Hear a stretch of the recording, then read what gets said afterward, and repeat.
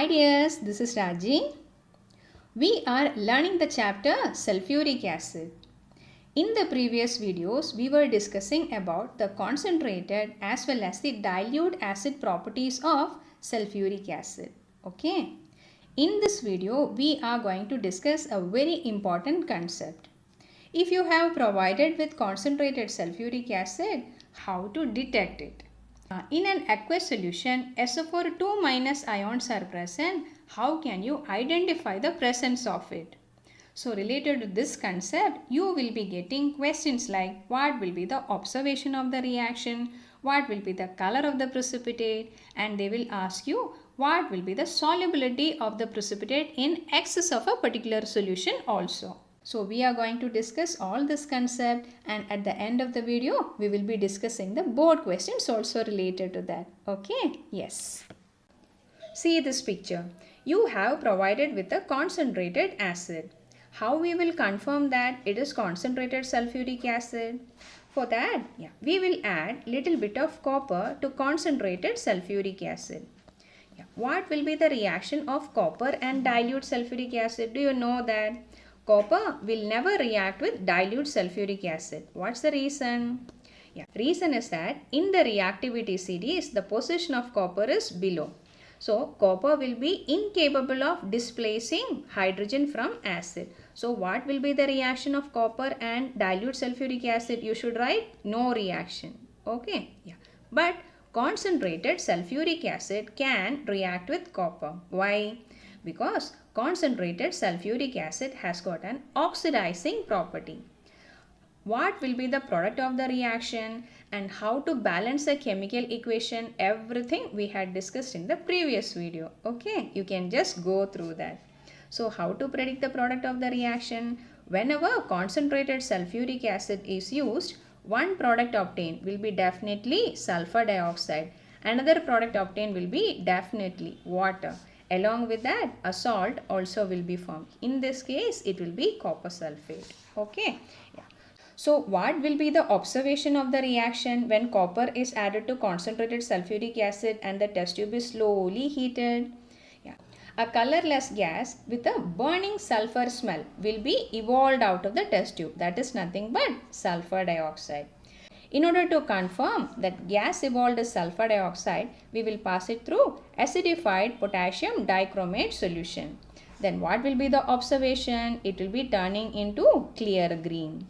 Or you can pass this sulfur dioxide gas into acidified potassium permanganate solution. So what will happen? Potassium permanganate solution will be turning colorless. So we can confirm that the gas evolved as sulfur dioxide. When a concentrated acid is added to copper and sulfur dioxide gas is produced as a result of reaction, we can confirm that the acid will be definitely concentrated sulphuric acid. Got it? Yes. Now see this picture. In order to confirm that the given acid is concentrated sulphuric acid, we can try one more test. Add this concentrated sulphuric acid into solid sodium chloride. Okay, then what will happen? You have learned this reaction in the chapter hydrogen chloride. It is nothing but the laboratory preparation of hydrogen chloride gas. Below 200 degrees Celsius, if you are heating this mixture, you will be getting sodium bisulfate. Along with that, hydrogen chloride gas will be liberated. Okay. Remember, it is difficult for sodium chloride solid to react with dilute sulphuric acid. So, whenever you are adding concentrated sulphuric acid to sodium chloride and if you are heating the mixture, the gas evolved will be hydrogen chloride. How you will confirm that the gas evolved is hydrogen chloride? We will bring a glass rod dipped in ammonium hydroxide to the mouth of the test tube. So you can observe dense white fumes of ammonium chloride. This test confirms that the gas evolved is hydrogen chloride. So when we are adding a particular acid into sodium chloride and heating, the gas evolved is hydrogen chloride. Then we can confirm that the acid is concentrated sulphuric acid. Okay? Yes. Suppose instead of concentrated sulphuric acid, you have provided with dilute sulphuric acid, or in the aqueous solution, SO4 2 minus ions will be present. So that time, how to detect the presence of the sulfate ions? There is only one way. You will have to add barium chloride solution into that. Okay, yeah. Barium chloride is an aqueous solution. It is a clear solution. Write and see what will happen. You have dilute sulfuric acid with you. You are adding barium chloride solution into that. So what will happen? It is easy to predict the product of the reaction. Correct? Yeah. You will be getting barium sulfate. Along with that, yeah. What will be the product obtained? You will be getting hydrochloric acid also. Okay. Yes. Instead of sulfuric acid, suppose you have sodium sulfate solution with you.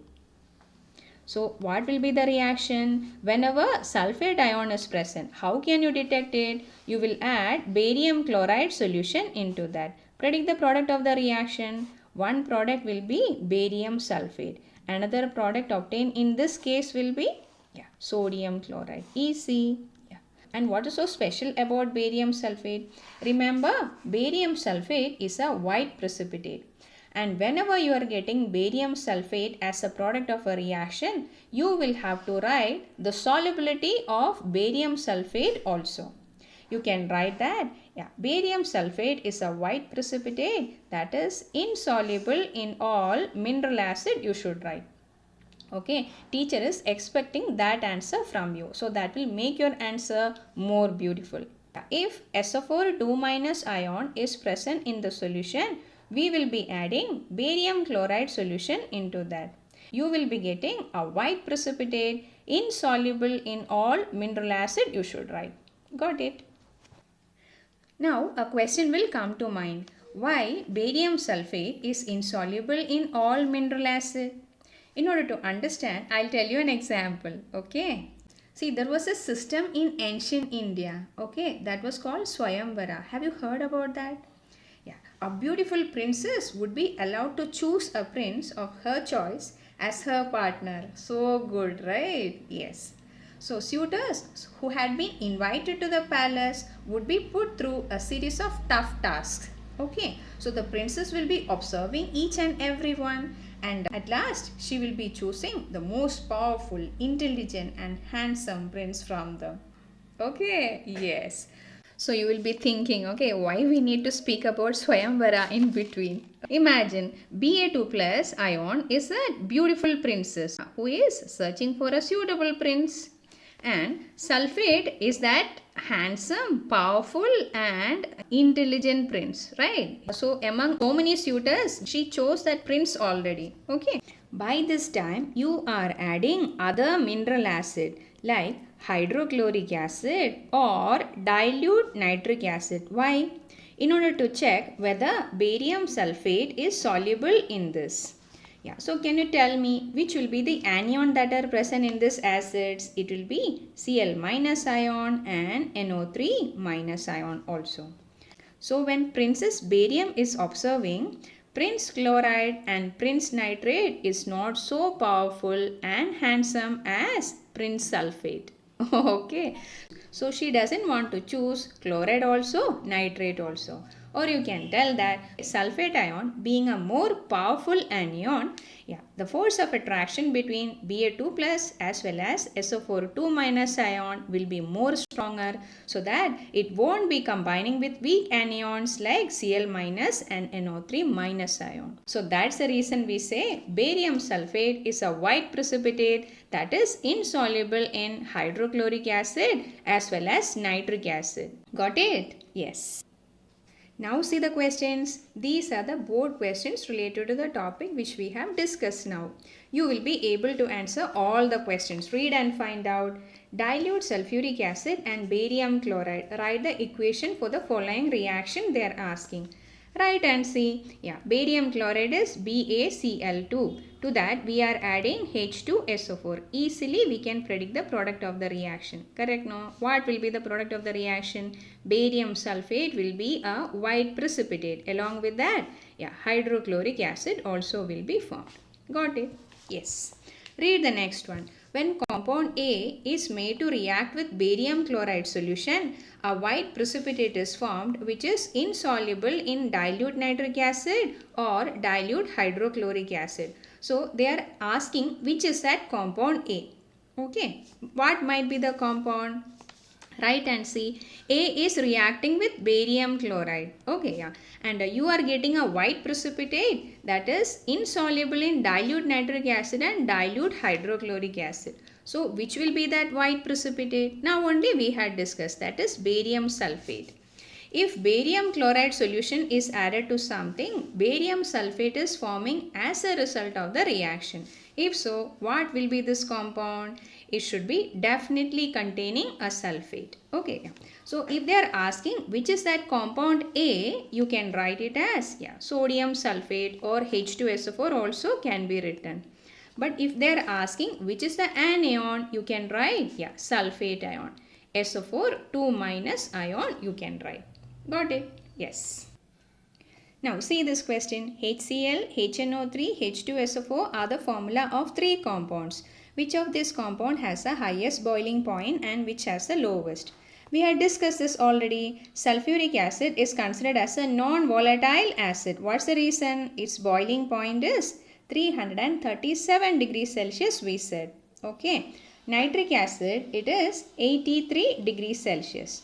Whereas hydrochloric acid, it is 2 less. Okay, minus 85 degrees Celsius around. So what's the answer? The highest boiling point is for sulfuric acid and the lowest is for hydrochloric acid. You should remember. Okay, now dilute hydrochloric acid and dilute sulfuric acid are both colorless solutions. How will the addition of barium chloride solution to each help to distinguish between these two? So you have provided with hydrochloric acid and sulfuric acid also. Okay, so you are adding barium chloride into both the solutions, right? Then what will happen? See, here anions are found to be the same. So barium chloride and hydrochloric acid, you should write there is no reaction. Okay.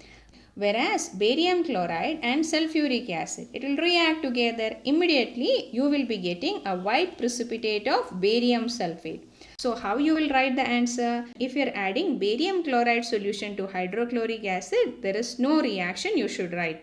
Whereas when barium chloride solution is added to sulfuric acid, we will be getting a white precipitate of barium sulfate that will be insoluble in mineral acid you should write. Got it? Now see this question. Using barium chloride solution, how can we distinguish between sodium sulfate and sodium sulphite? Write and see. Na2SO3 is sodium sulphite, whereas sodium sulfate is Na2SO4. Correct? Here the interesting thing is that if you are adding barium chloride into sodium sulphite solution, immediately you will be getting a white precipitate of barium sulphite. Okay, barium sulphite also is white in color and it is insoluble also. To the sodium sulphate solution also barium chloride is added. What will happen? You will be getting barium sulphate, BaSO4. This is also a white precipitate. Then how can you distinguish between these two?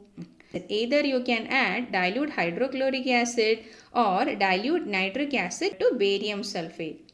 That time, what will happen? The precipitate remain insoluble in all this mineral acid you can write. But remember, if you are adding mineral acid like hydrochloric acid into barium sulphide, the precipitate will be soluble. Will you remember?